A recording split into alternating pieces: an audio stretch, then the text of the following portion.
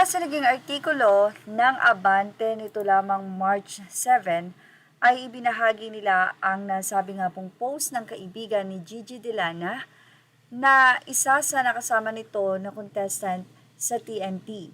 Sa nasabi nga pong post ng kaibigan ni Gigi na si Hazel, sinabi nito na pagaling ka my loves at Gigi Delana official, wala akong ibang hiling kundi maging kasing taba ko ikaw, hahaha at tisnaw, kasing taba ng kamay ko, yang kamay mo now. Love you, dito lang ako lagi, your one call away friend, ang caption na ginamit ni Hayes sa kanyang thread post. Naging malapit na magkaibigan sina Gigi at Hayes dahil magkasabay silang naging contestant sa TNT ng Pamilya Noontime Show. Mapakarami pong taong nagtatanong kay Hazel kung ano nga po ba ang naging rason ng pagkaka-ospital ng magaling na singer na si Gigi.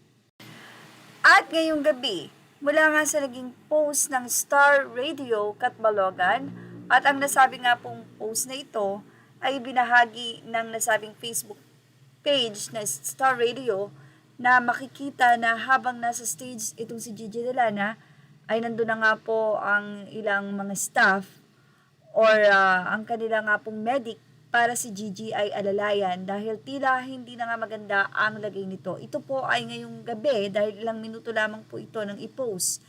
Or kung ngayon nga po bang gabi ito nangyari o noong mga nagdaang ilang araw bago ma-ospital. Wala namang ibinahagi kung ito nga ba ay ang dahilan ng pagkaka-ospital ni Gigi.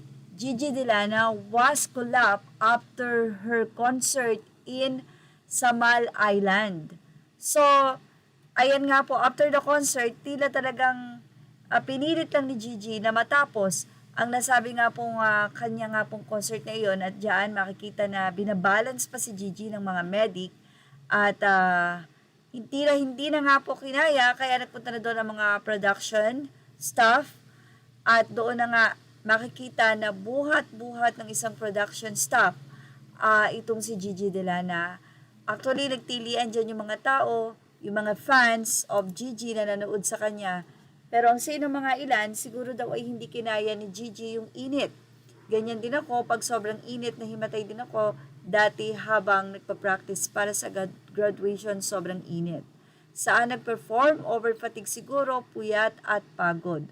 Siguro sama-sama na po yun, talagang medyo bumigay na ang katawan ni Gigi dahil talagang kaliwat kanan ang kanyang mga shows. Narito ang nasabing official statement ng Tritone Entertainment. To everyone who has been sending messages and asking about Gigi, thank you so much for your love and concern. After her performance last night in Samal Island City, Davao del Norte, Gigi experienced extreme fatigue and briefly passed out after her final song. She was given immediate attention and care, and we're grateful to share that she is now safe, stable, and currently resting. Despite not feeling well, Gigi still chose to honor her commitment and perform for everyone who came to see her. This reflects the deep respect and professionalism she has for her audience. At mukhang yan na nga yung naging rason kung bakit na-hospitalize si Gigi Delana dahil sa over-fatigue nito at yun nga ay sa St. Well, yan po ang ating show.